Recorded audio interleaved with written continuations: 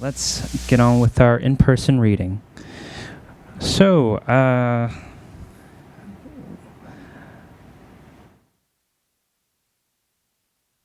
up next we have Diane Murray Ward, the author of Two Braids and a Bang, published by Red Penguin Books. Let's give it up for Diane Murray Ward.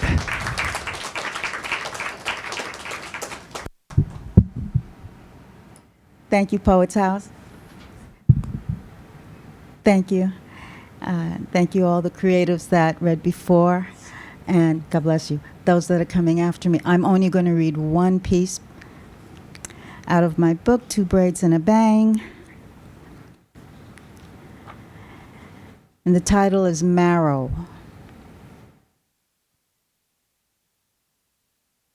When headaches plague and threaten teetering blindness, I either acknowledge pollen the culprit or promise to clean filters, for I am intimately familiar with being too tired to dust. When a roaring sound overtakes my ears and everybody nearby hears, I either acknowledge or look straight ahead, for I am intimately familiar with its source. When limbs seem to fumble and my mobility's challenged function is noticed, I either acknowledge tripping or pretend that muscles fell asleep, for I am intimately familiar with its cause.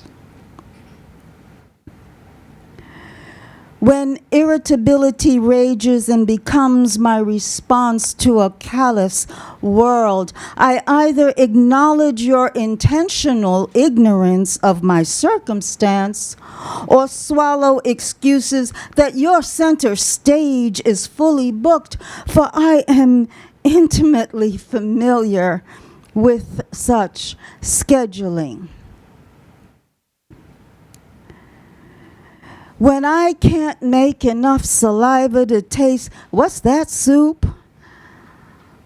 I either acknowledge that the weather isn't numbing cold, or I haven't enough self-generated heat to ward off diseases I am more susceptible to succumb to. I am intimately familiar with such gnawing. When sleep disallows dreaming and screaming hasn't any strength, because knowledge of diminishing reserves rarely has an outlet. When sound becomes bold and my knocking knees can't my body hold. When you know I need, yet withhold, I taste the marrow of my bones. This was also fiction, thank God. This was also published. Hiram LaRue has Poetry X Hunger, in the hope that poets like us will write and explain to people how important it is that we feed those that cannot eat. Thank you.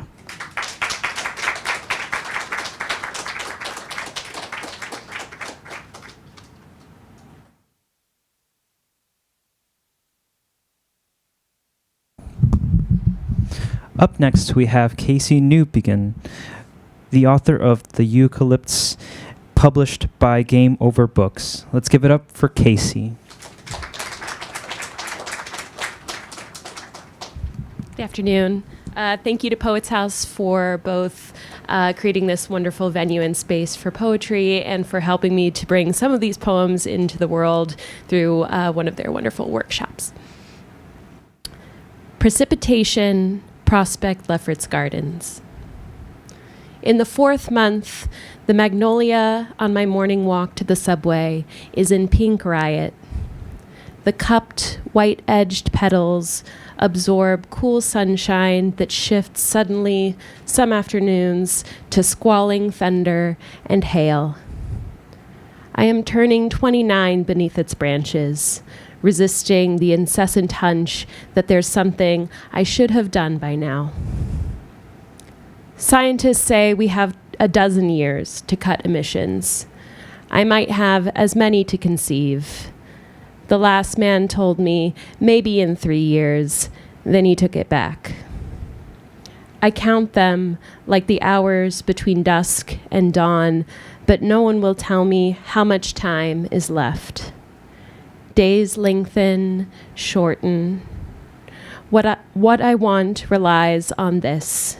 A spring that will return, my body with its fragile and unknown interior.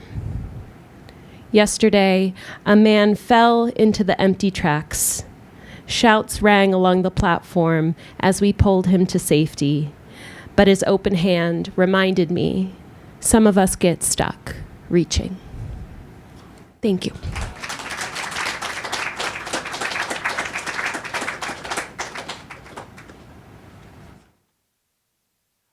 Up next, we have Antonina Palisano, who is the author of Axiom for When the Stars Go Out, published by Factory Hollow Press. Let's give it up for Antonina.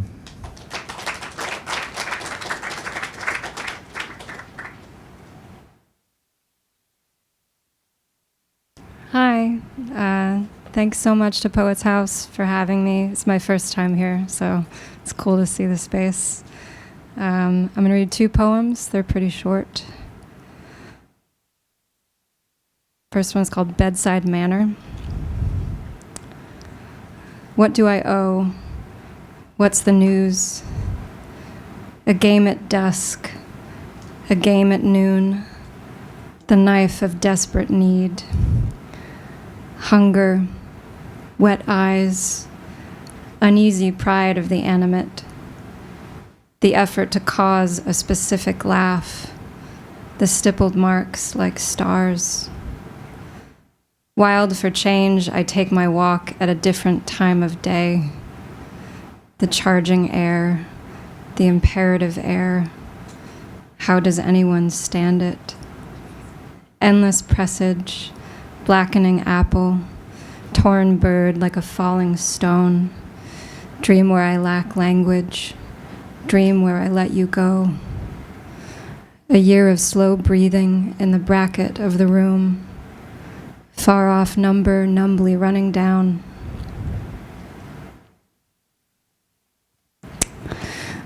And then this one is called Marriage Part 1. Can't tire of light work. The excuse for a garden is a room outdoors, easy, soundless exit. On the path, the boy accuses, that bird flew into the glass on purpose. What movement risks the afternoon? I saw an oval street lamp as the moon. I defamed and knew no difference. In the garden, bluish green, a tall serrated plant.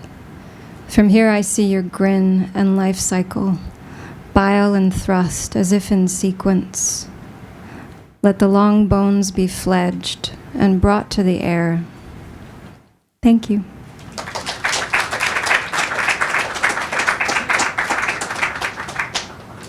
Thank you. Up next, we have Yamini Pathak, who is the author of Her Mouth, A Palace of Lamps, published by Milk and Cake Press. Let's give it up for Yamini.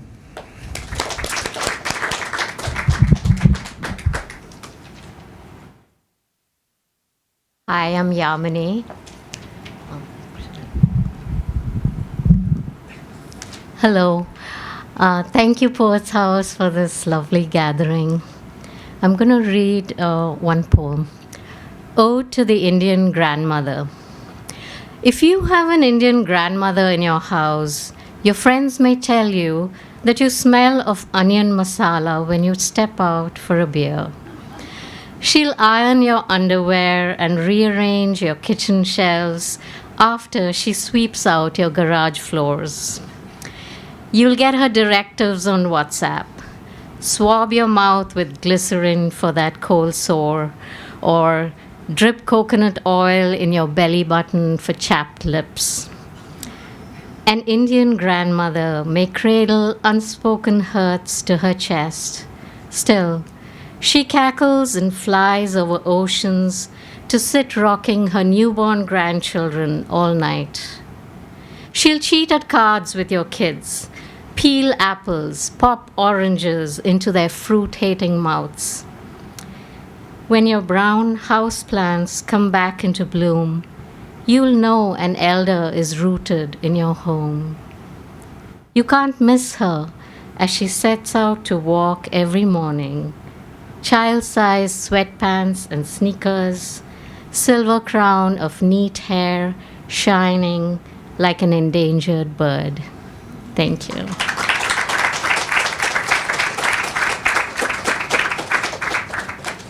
Thank you. Up next is Gabriel Ramirez, the author of If Pitbulls Had a God, It'd Be a Pitbull, published by Head in the Hand Press. Let's give it up for Gabriel.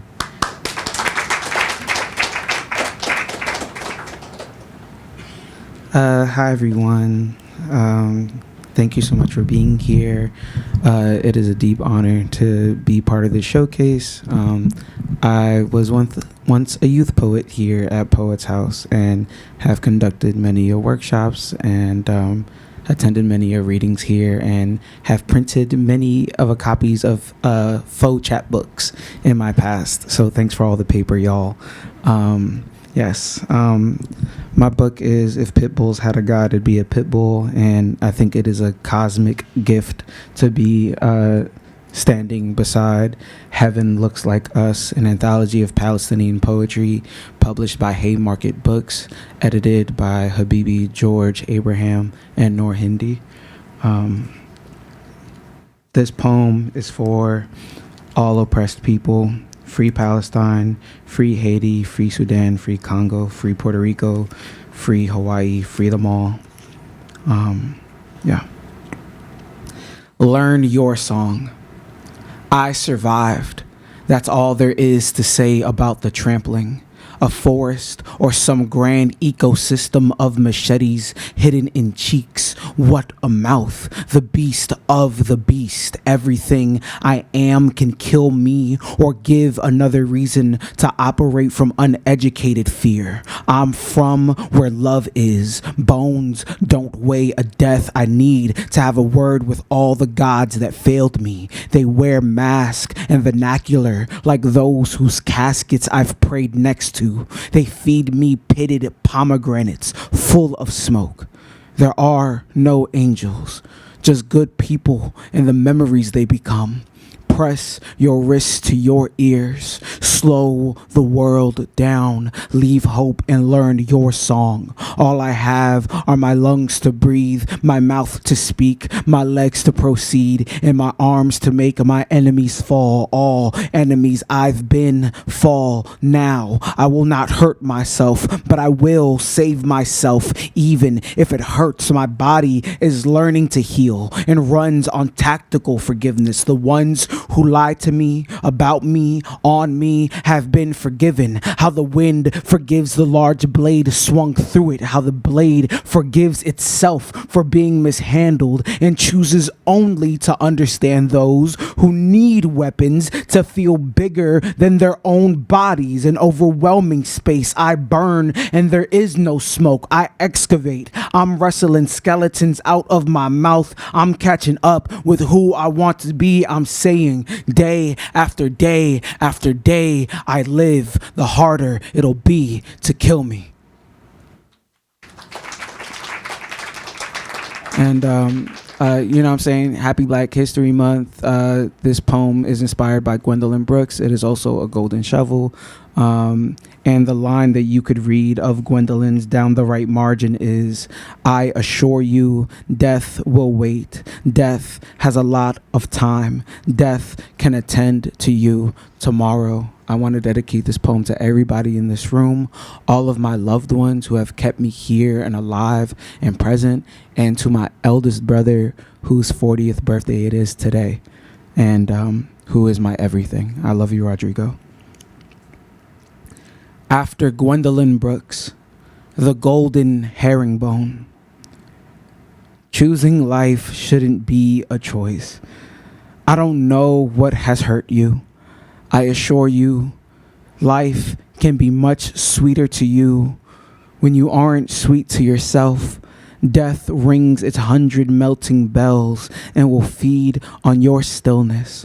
Burn sage and wait. Today doesn't want your last breath. Death wants you tender from your mistakes, has dreams of your face wrinkling into a smile despite all that you've survived. Lot turned garden, turned home, turned a life of your favorite music. Body like time, fluid, unstoppable, graceful. Death warded away by miracles. Can you be the miracle and attend to your needs like a beloved to become someone you love? Today, you deserve joy. And again, and again, and again, tomorrow. Thank you all so much. I also just want to be a nerd really quick. I've been working really hard at this poetry thing for the last 15 years, and today, before 6 p.m. when Poets House close, I will also be submitting my first MFA application. Yeah, so send up that positive energy, y'all. Free Palestine, free them all. God bless.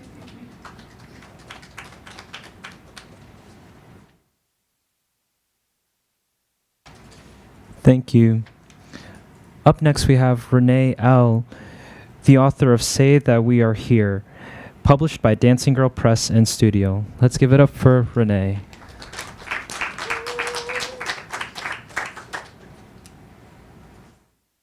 Thank you again to all of you at Poets House. This is really wonderful, and it's a privilege to participate here today. I'm going to read 2 poems from the little chapbook. Shelter. A bus shelter in the rain is little shelter if the rain is aslant, or if the rain is a downpour, or if people already soaked carry the rain in with them and set their wet belongings on the bench, or shake drops off their umbrellas, or if too many wet bodies try to huddle under 30 square feet of acrylic roofing without touching strangers, although sometimes a stranger begins to sketch a smile, offers a shadow of friendliness to one more creature seeking temporary refuge, linking metaphorical arms against nature. More often, though, each soggy traveler keeps to herself, sheltering within herself as if isolation were the only way to stay dry. And the second poem actually came out of a Poets House workshop with Elaine Sexton, who's a wonderful poet herself and teacher of poetry too. It's called Homing. Hopper painted a girl rocking, white vase, blue linen, blooms upraised to windows, rows of windows.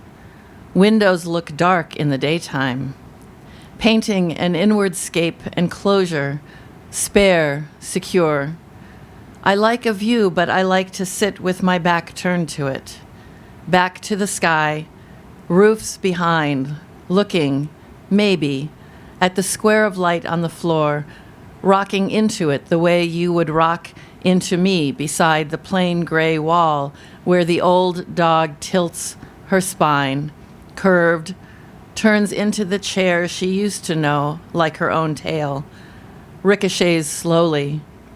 Moving through negative spaces, she finds her bowl and dwells in positive spaces. She knows this one thing. I know a Maasai man who moved to Canada, walking between drifts of snow like termite hills. A dreamer of houses sees them everywhere. Dreams of Maasai women building homes of mud and branch. That's what they do. They build, then leave the homes for other women.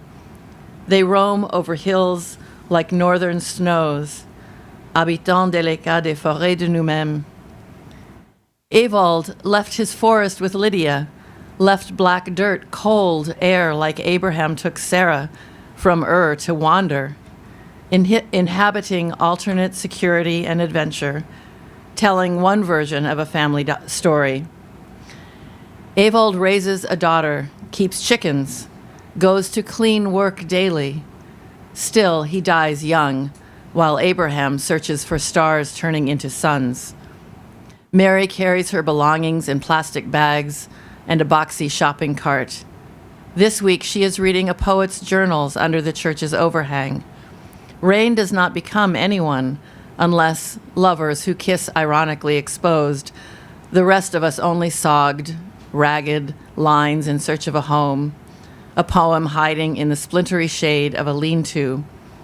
We must find a way to make a tent work, keep the fabric up and spread out, but the fabric is so thin it cannot stand on its own. I saw a starling pull a grass-thin twig into a hole in the plane tree, just a weed, unrooted, then named. Thank you.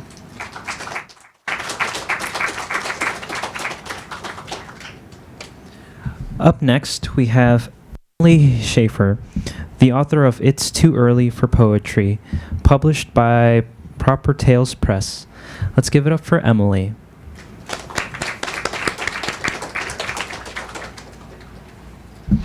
Thank you for having me. Thank you everyone for being here. Thank you Poets House for hosting. I also want to say a thank you to Stuart Ross, who is the publisher of Proper Tales Press. I think he's one of the greatest Canadian poets ever, and that's not biased because I was a fan of his before he published me. Okay, I'm just reading 2 poems. It should be 2 minutes. I think we should. This is a list poem of sorts. I think we should wash grapes, inhabit them, peel each outside, clothe ourselves, mute the television, always, make a mask of God, send poem cards, more or less, wrap a watch band, round up, stop wasting electricity, water, ask people questions about their circumference, ought to, screech, lies, anything, questions, about mirage moments, secrets, like that big black dog. We love them. Mute, think more, yell more, run with our arms full of 10 miles, a mile, into walls, backward, X, list lists in notebook, our goals, dislikes, favorite things. Sometimes I want to quit America, corporate greed, consumerism, people to take me seriously, out, go, out, care more, listen to the sound of tree winds. The second poem is called Chicago. The Daphne was my favorite hotel when I stayed in Chicago on business, because professionals all stay in Chicago on business and never return. In fact, moved to South Korea to get away from that business, from corporations and institutionalizations I can't stop dreaming about, even though 10 years ago I was locked in business and destroying the seams of society. The one artists exclude, are exited from. The palm tree of success becomes the willow of my parents' backyard, the one I blacked out in, the one that's 8 hours closer than Chicago. I still can't force those houses to steep in credit cards and questions, and now, 10 years after my business trip to Chicago, I go back for a book signing under a different name. Thank you.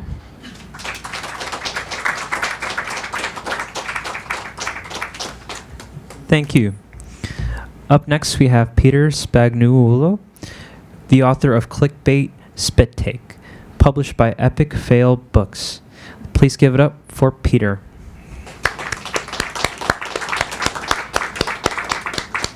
Oh, well, is Peter here? If not, going once or going twice? All right, well, we'll just have to move on. All right. Up next is Elise Versella, the author of Inaccurate Histories, published by Dragonfly Press. Please give it up for Elise.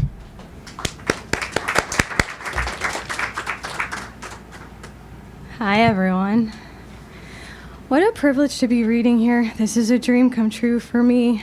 Inaccurate Histories is a book about family and memory, and I'm very honored that my family's memory gets to be housed here now. This is called A Woman Holds a Vacancy. I am not my mother's firstborn. An argument let the bones of that skeleton tumble out of its closet. My mother's wound, a wounded baby bird starving in the nest. She is not the only one to hold her secret in her chest. My mother's past life is the branch split by the lightning strike. Such thin skin on the newborn bird I notice as it lies crushed in the dirt. My mother's remaining children and her ghosts haunting the room. The unspoken hollows in the family tree, my grandmother's wounded womb, a hysterectomy, a piece of her removed. A woman would carve out her organs until emptied, to feel forgiven the heavy stones of the dead son she buries, no photography to immortalize a memory. A mother's remaining children and the ghosts haunting the room. Mother, every year you swallow the moon and a new crater is carved out of you. I know of the craters formed in women who yearn. My aunt, who wished her womb could do more, was told by the doctors a pregnancy would cause more harm to her already ravished insides. A woman's only child and the ghosts haunting the room. Mother, you are planet and gravitational pull. A daughter is the satellite that orbits you. Do not think her devoid of light if her galaxy never breeds stars. Somehow I decided my belly would never be full. A deflated uterine balloon, a vacancy, but no one could rent the room. I am not incomplete. If you tie up the tributaries that run through me, I will have no firstborn. There will be nothing to bury or mourn. I will overflow in other ways. A woman remains, exorcising the ghosts from the room. Thank you.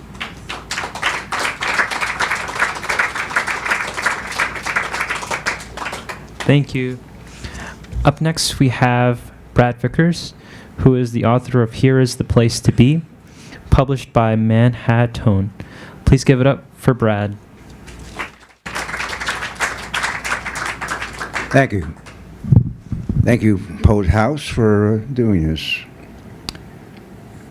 Listen, I lie in bed this morning, hearing the time tick away.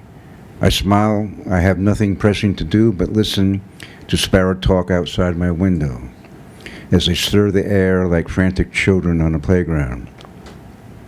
I've always thought birds should have lips, especially sparrows, so they can form into words their conversations and songs. And sitting outside in the garden chair filling sparrow bellies with breadcrumbs, they would kiss me on the cheek, and in their happiness would sing into my ear a whisper song. As I listen to my thoughts on this, I hear the traffic outside slamming on the brakes at the stop sign, which for a long time now has been hiding beneath the overhanging branches of a spruce. When I decide to join the day, I think of sparrow lips, the hidden stop sign, and realize the world with its near misses of perfection. Thank you. I got one more. I grew up around horses, so this is one about a horse. The farrier, a short interview, and have an inscription. Deep in their evolution, the horse loves a run in the rain. A day of misty drizzle had the farrier in the barn, standing alongside a chestnut stallion. He bends and gently, with confidence, lifts the horse's right hind leg. With his back facing the horse's rump, he secures the hind leg between his knees and begins to scrape out clumps of earth with the farrier's chisel. Have you ever been kicked, I asked.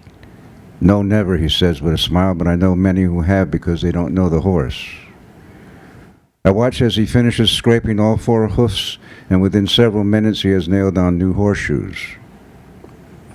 The stallion stomps the barn floor one leg at a time. The smell of hay rises above our heads. He snorts at his million years of equine evolution, then blinks a sort of thanks for the pedicure, and deliberately kicks out his right hind leg inches from the farrier's groin. He is eager to run with new shoes, he says. The farrier leads the stallion out of the barn and lets him gallop onto a field. I watch the horse become its own shadow, then vanish to become the rain. Thank you.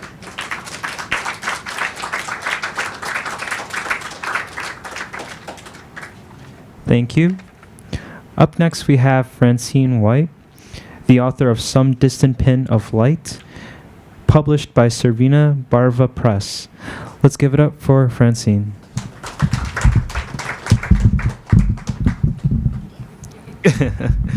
Very well. All the way down to the bottom floor. So thank you to Poets House, and I'm just setting my alarm here. And I want to give a shout out to my husband, Mark Larson, for being so supportive. And thank you for all of you for staying. Really appreciate as a W. This is from my book, Some Distant Pin of Light, but I printed it out in baby boomer font. Some of you know what I'm talking about. Death sends me an email.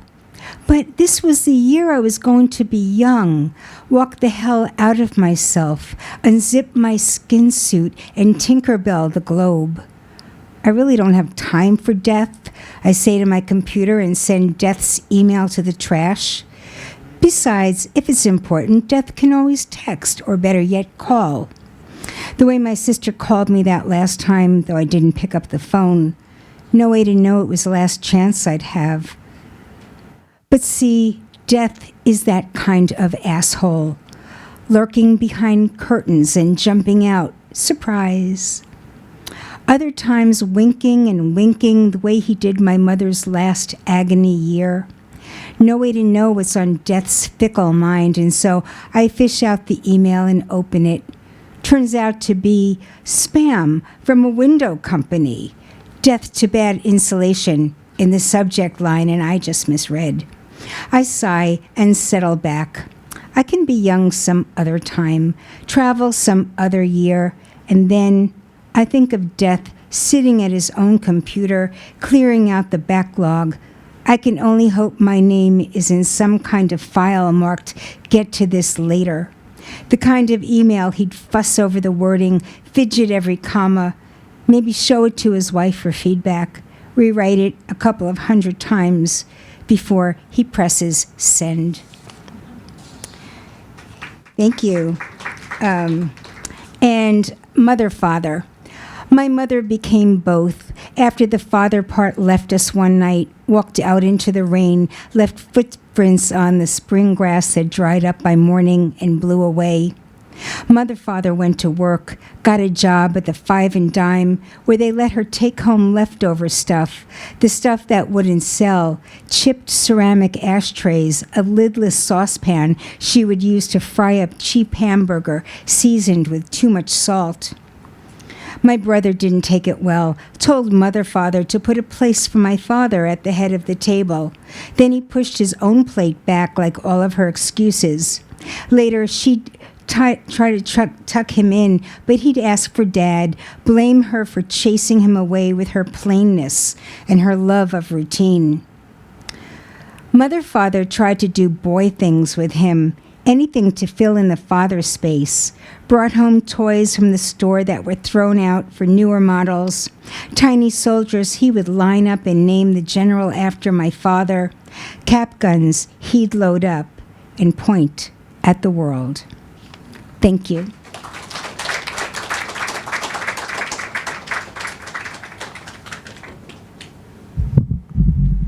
Thank you.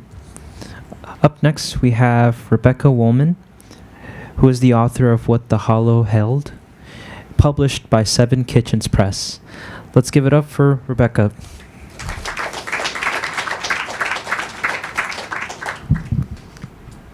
Thank you, Poets House, and seconding that thank you from the W's in the House for everybody's patience. Some people think that the pictures on the cover of my chapbook are fish, but they are not, and you will hear in this poem what they are.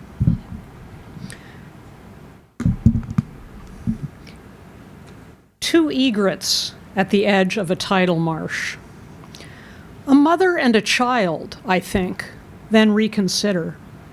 It's a matter of perspective, of the angle and the distance, whether one seems taller than the other, whether one seems to take the lead as they tiptoe into all that settles as the tide recedes. It's where the light is coming from that elongates their reflection. It's the direction and strength of the wind that determines whether their mirror image wobbles or stands still. There's little at this distance to differentiate them. The slightest alteration yields regret, a feeling that something should have happened differently. I visit with my mother, who used to be the taller one.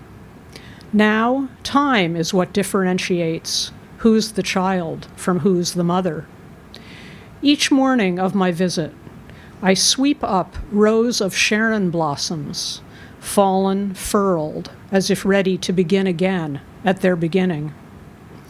As if ready to begin again at my beginning, I sweep up rows of Sharon blossoms, fallen, furled, each morning of my visit.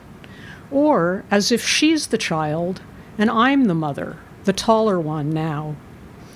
Time is what differentiates this visit with my mother from what used to be, a feeling that something could have happened differently. Regret yields to the slightest alteration, wobbles, then stands still. There's little at this distance to differentiate us or determine whether our mirror image is a true reflection. It's the direction and strength of the wind. It's where the light is coming from that elongates all that settles as the tide recedes. Who seems to take the lead as we tiptoe into weather? One seems taller than the other, whether it's a matter of perspective, of the angle, or the distance. A child and a mother, I think, then reconsider. Thank you.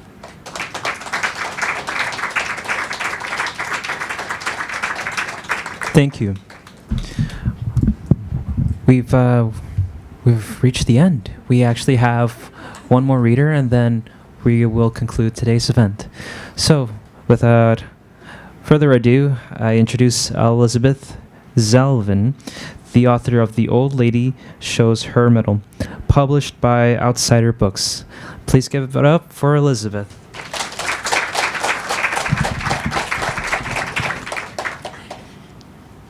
I'll start with the title poem, The Old Lady Shows Her Mettle. Don't call her senior citizen or crone. This aging woman shows reserves of fire. Lava rumbles in her belly, rises in her gorge, blisters as it brims upon her lips, and trickles down her thighs.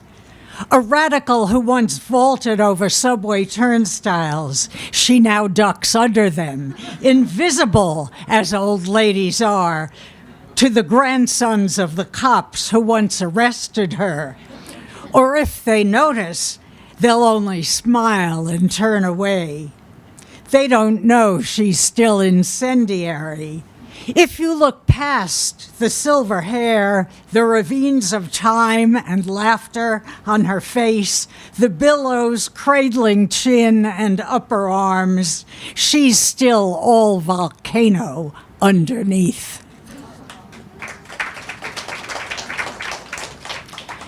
And I'll end with who I am. I am not my mother, though I have her nose, her passion for the ocean, and late in life, her fierceness. My mother never told the truth about her age, hugged a nun, a cop, a prostitute, or let someone board a bus ahead of her. She graduated law school 100 years ago, was baffled when I became a therapist. Why would you care about strangers' problems? Died too young at 96 to be stumped when I started writing mysteries at 64. I sit down more than my mother, who never owned a camera, would have hated Facebook. I take photos on my iPhone constantly, delight in connecting with the world this way. I started saying 75 6 months before my birthday. Tried to make myself believe it, hoped that others wouldn't. I no longer whoop and run into the cold Atlantic. Once I'm in, I dive and soar the way we used to. Still exhilarated by over, under, over. So proud that I still come out on my feet, but stumble on the sand to hands and knees and say exactly what my mother said at 90 to anxious lifeguards when a small wave tumbled her. I'm embarrassed. Nothing has turned out as we expected. The world's a worse place than we thought we'd made it. But at 7, I wanted to be a writer.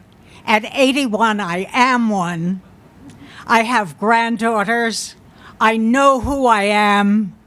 I am happy.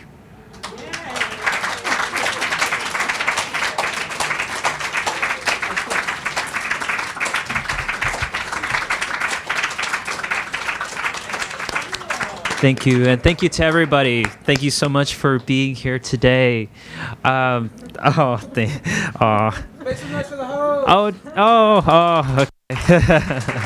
Thank you. Thank you.